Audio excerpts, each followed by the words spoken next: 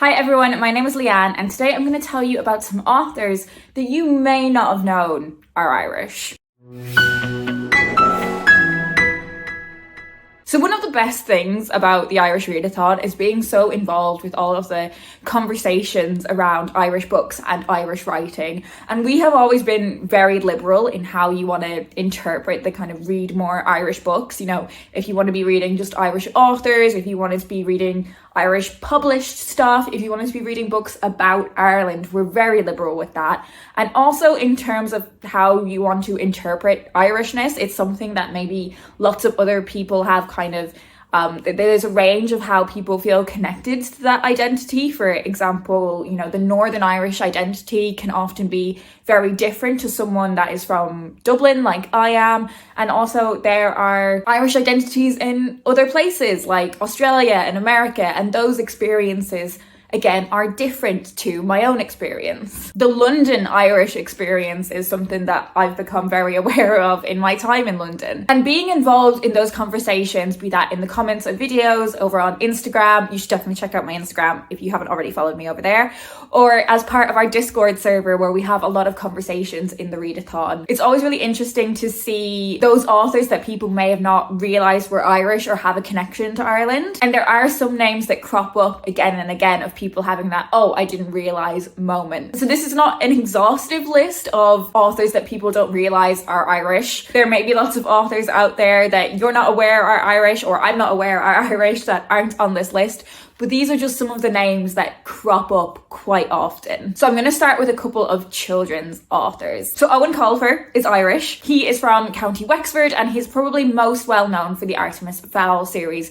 Now somehow I never read Artemis Fowl. It's one of those series that I just need to go back and read from the first book to the last book and like catch up.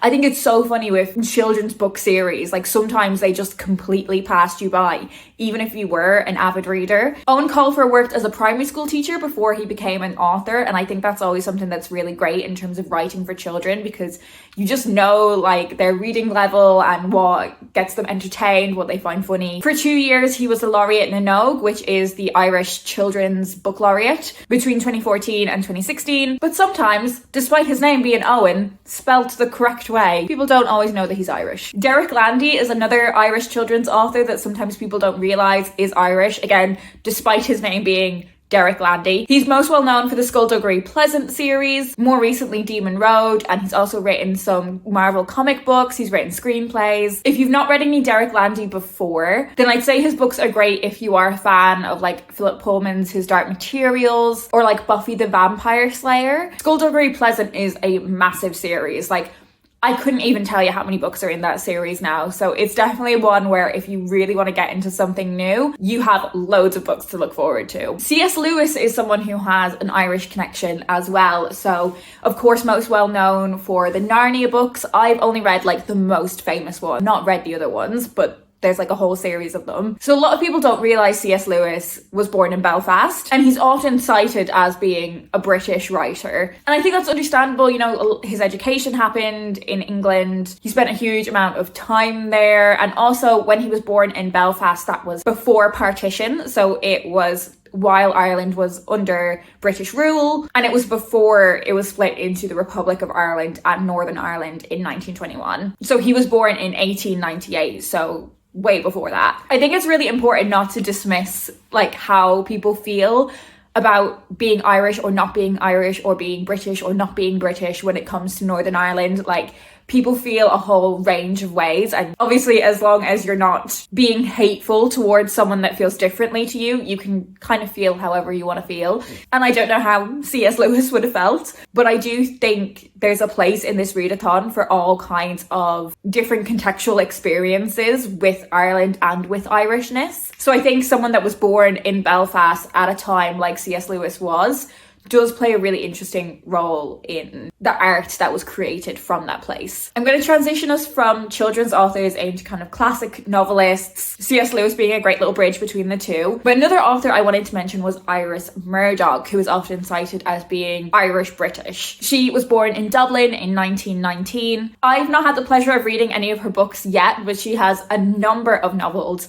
Probably the most well-known one is The Sea, which is the one that I have on my TBR, and that won the Booker Prize. And I think a lot of her books are kind of about morality, good and evil, sexual relationships as well, I think is a theme that runs through some of her books. I didn't realize she was Irish until a few years ago either, so she's one that passed me by for a little while. Bram Stoker is another person who people don't realize is Irish. So he was born in 1847 in Dublin and is most well known for being the writer of the Gothic novel Dracula. It's probably the most well-known vampire fiction from that time and is often cited for the thing that inspired a wealth of vampire fiction that has existed ever since. Bram Stoker certainly wasn't the only person, and not even the only Irish person, writing about vampires at that time. And as a little side note, I would really recommend J. Sheridan Le Fanu as another Irish writer to read from in this kind of area of vampire fiction. But it's incredible that vampires have become this massively significant cultural thing, and both of those authors were one of the first people to be doing it. If you ever find yourself in Dublin, you can go and visit Bram Stoker's house. And something that I've only just learned about Bram Stoker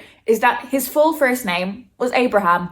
I just never really questioned what Bram was short for, if anything. While we're on classic authors as well, did you know that the Bronte sisters were half Irish? They're jazz Irish. So there are lots of Irish contemporary writers that are being published at the minute, right? I feel like Irish fiction has been having this real boom over the past, past 5 years or so, but it's probably longer than that. And I feel like it's still booming. So there may be lots of contemporary writers that you may not have realized are Irish that are on your shelves or on your radar to read from. But one author that I did want to mention who has been writing for quite a while now and is still writing is Marian Keyes. So I kind of thought everyone knew Marian Keyes was Irish. I feel like she is so Irish in her personality, and if you follow her on Twitter, she is so Irish, and if you read her books as well, they to me are so Irish. So she was born in Limerick in the 60s and has written loads of novels. If you've been around the channel a little while, you'll have heard me speak about Marian Keyes on many occasions.